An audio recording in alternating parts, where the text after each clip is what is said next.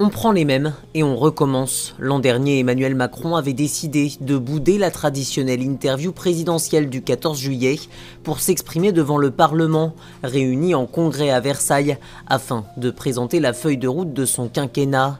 Cette année, le même scénario devrait se reproduire pour dresser un bilan et tracer des perspectives générales pour le pays, selon Christophe Castaner, mais aussi pour évoquer la réforme constitutionnelle, explique-t-il au Monde. Ritualiser ce rendez-vous est un bon moyen de conforter sa présidentialité et d'inscrire son quinquennat dans l'héritage gaulo-mitterrandien, explique dans Le Monde un conseiller de l'Élysée.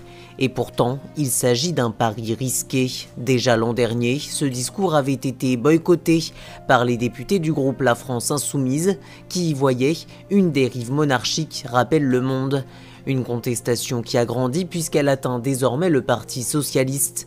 Dans la République macroniste, Versailles occupe une grande place et le Premier ministre une place de plus en plus réduite. Si c'est pour nous annoncer qu'il entend changer la Constitution, 2 conseils des ministres y auront déjà été consacrés. Si c'est pour nous dire que tout va bien, il a déjà eu 2 émissions sur mesure pour nous le chanter. Analyse durement dans Le Monde le patron du PS Olivier Faure.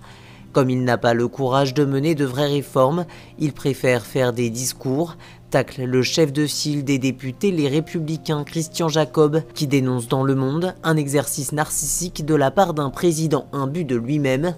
Dans l'immédiat, la date de ce rendez-vous très attendu n'a pas été fixée, même si cela devrait avoir lieu début juillet.